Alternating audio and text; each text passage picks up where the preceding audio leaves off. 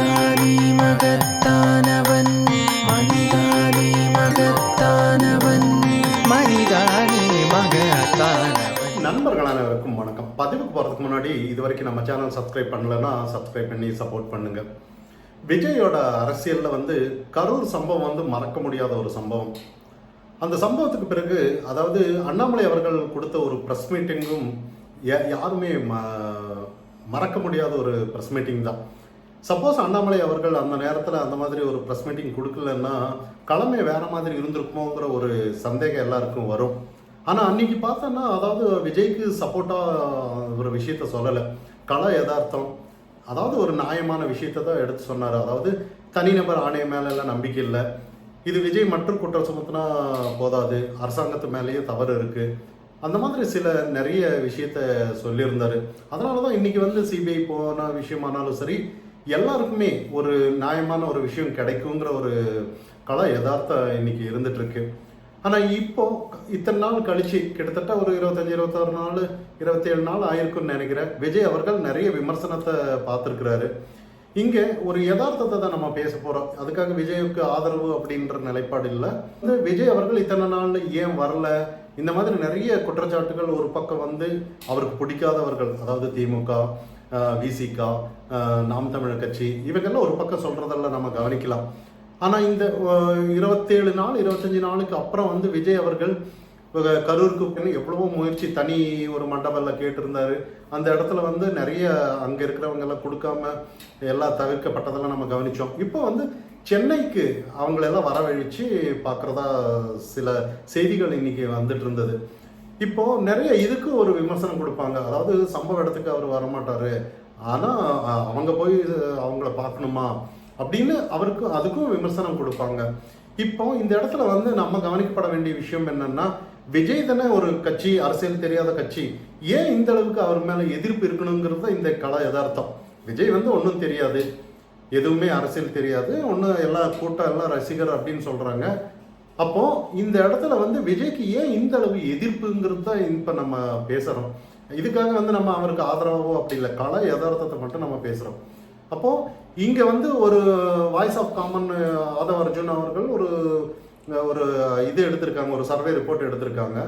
கிட்டத்தட்ட ஒரு 27% விஜய்க்கு ஓட்டு வர்றதா அவங்க சொல்றாங்க.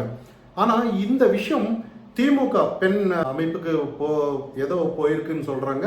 அவங்க சரி இது உண்மைதானான்னு இன்னொரு சர்வே எடுத்திருக்காங்க. அதுல குறைஞ்சது 20க்கு மேலதான் வருன்ற மாதிரி அவங்களுக்கு அந்த ரிப்போர்ட் வந்திருக்கு. அப்போ இதெல்லாம் பார்க்கும்போது பயம் இருக்காதான்ற மாதிரி தான். அதனாலதான் இந்த அளவுக்கு தீவிரமா எதிர்க்கிறாங்களா அப்படிங்கிற ஒரு கேள்வி.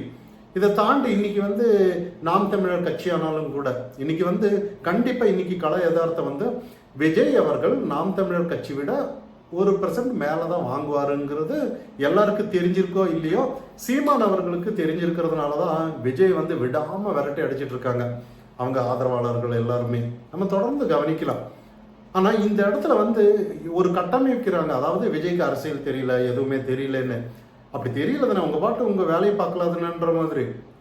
அப்போ அதெல்லாம் பார்க்க மாட்டாங்க, ஏதோ ஒரு பயம் இருக்கு அவர் வர்றதுனால இவங்க எதிர்த்துட்டு இருக்கிறத நம்ம கவனிக்கிறோம். இப்போ ஒரு வேளை சப்போஸ் விஜய் அவர்கள் கூட்டணிக்கு வருவார் அப்படின்னு சொல்லி அதிமுக தரப்புல அதிமுக மீட்டிங்ல எல்லாம் கொடி அசைச்சிட்டு டிவிக்கு வினர் வந்தாங்க, கொடி அசைச்சாங்கன்னு ஒரு பக்கம். இப்போ விஜய் அவர்கள் தெரியலனாலும் இவங்களும் ஏன் அதை செய்யணுங்கிற ஒரு கேள்வி இந்த இடத்துல வரும். சப்போஸ் இன்னைக்கு கள யதார்த்தம் என்னன்னா, விஜய் இதை தீர்மானிக்கிறாருன்ற மாதிரி இன்னைக்கு கள யதார்த்தம் இருக்கு. அது விஜய் அவர்கள் காங்கிரஸ் பக்கம் போனாலும் சரி, இல்லை என்டிஏ கூட்டணிக்குள்ளார அதிமுகவுக்கு வந்தாலும் சரி, எது எப்படி ஆனாலும் திமுக வெளியேறுங்கிறது இன்னைக்கு கள யதார்த்தம். அதனாலதான் என்ன பண்றாங்கன்னா, இந்த அளவுக்கு விஜய் அவர்களை எதிர்த்துட்டு இருக்கிறது நம்ம கவனிக்கலாம். இன்னொரு விஷயம் டிவிகே தரப்பினர் புரிஞ்சிக்க வேண்டிய விஷயம், இதுக்கு முன்னாடி இருந்த அரசியல் நிலைப்பாட்டையே, அதாவது ரசிகர் என்று சொல்பவர்கள் அவங்க கண்டிப்பா தொண்டர்களா மாற வேண்டிய கட்டாயத்துல இருக்காங்க. அந்த சம்பவத்துக்கு பிறகு கண்டிப்பா அவங்க ஏதோ ஒரு அனுபவம் கொடுத்துருக்கு, கண்டிப்பா அந்த ரசிகர் எல்லாம் தொண்டரா மாறணும். ஒரு டிவிகேக்கு அந்த அளவுக்கு ஒரு ஒழுக்கத்தை கொடுக்குற மாதிரி மாறுவாங்கங்கிற ஒரு நம்பிக்கை விஜய்க்கு கண்டிப்பா வரும். ஏன்னா இந்த சம்பவம் அந்த மாதிரி ஒரு சம்பவம். அப்ப விஜய் கூட இனி எப்படி இந்த அரசியல் அடுத்த நகர்வு இருக்கணுங்கிற அந்த ஞானம் கூட வந்திருக்குமோ அப்படிங்கிறது தான். வராம இருக்காதுன்னு தான். ஏன்னா இதை விட ஒரு கொடுமையான விஷயம் யாருமே சந்திச்சிருக்க முடியாது. ஆனா விஜய் அவர்கள் இத்தனை நாள் மௌனமா இருந்து இதுக்கப்புறம் ஒவ்வொரு அடி அவர் எடுத்து வச்சாலும் கூட அவர் ஒரு புரிதலோட தான் அந்த நகர்வு இருக்குன்னு நம்ம யதார்த்தமா புரிஞ்சுக்க முடியுது. ஆனா இந்த கட்டத்துல அதாவது இன்னைக்கு வந்து விசிகா நாம் தமிழர் கட்சி தான் இன்னைக்கு ரொம்ப பதட்டமா இருக்கிறாங்க. கல யதார்த்தத்துல நீங்க வேணும்னா கவனிச்சிருக்கலாம். இதற்கு முன்னாடி ஒரு சின்ன ஸ்கூட்டரை இடிச்சதுக்காக திருமாவளவன் அவர்கள் அன்னைக்கு ஒரு பேச்சு பேசுறாரு, இன்னைக்கு ஒரு பேச்சு பேசுறாரு, நாளைக்கு ஒரு பேச்சு பேசுவாரு. அதாவது பாலிமர் செய்தி ஊடகம் வந்து அவரை விடாம துரத்தி அடிச்சிட்டு இருக்கிறத நம்ம கவனிக்கலாம். அவர் ஒவ்வொரு நாளும் ஒவ்வொரு விஷயத்த பேசிட்டு இருக்கிறாரு. நல்லா அடிக்கல, மெதுவாக லேசா தட்டுனாங்க அப்படின்னு ஒரு நாள் சொன்னாரு. மறுநாள் பார்த்தாருன்னா நான் வண்டி விட்டு இறங்கவே இல்லை, அங்க நடந்தது என்னன்னே தெரியல அப்படிங்கிறாரு. இன்னொரு நாள் பார்த்தாருன்னா அந்த இடத்துல எப்படி அந்த வீடியோ கரெக்டா இது நடக்குன்னு அவங்களுக்கு எப்படி தெரியும், எப்படி விட்டுருவாங்க, அப்ப அவங்க முன்னாடியே அவருக்கு தெரியுமா? இந்த மாதிரி ஒரு ஞானாதிய கேள்வி எல்லாம் கேட்டு இருக்கிறது நம்ம கவனிக்கலாம். எல்லாம் ஒரு பதட்டம். கண்டிப்பா இது வந்து நிறைய இன்னைக்கு வந்து விஜய் அவர்கள் வந்து அதாவது ஒரு இன்னைக்கு எல்லாருக்குமே ஒரு சந்தேகம் வரும் பாருங்க. இத்தனை வருஷம் எல்லாரும் சொல்றாங்க 30 வருஷம் நாங்க அரசியல்ல இருக்கோம் அப்படின்னு சொல்லி திருமாவளவன் அவர்கள் எல்லாம் சொல்றாங்க. அவங்க ஒரு கட்டமைச்சு வச்சிருக்காங்க. இப்ப ஏன் பயப்படணும்?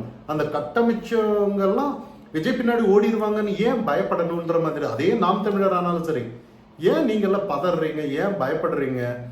விஜய் அவர்கிட்ட ஏன் உங்க தொண்டர்கள் போயிடுவாங்கன்னு எப்படி உங்களால உங்க தொண்டர்கள் மேலே ஏன் நம்பிக்கை இல்லையோ அப்படிங்கிற ஒரு கேள்வி இங்க வருது.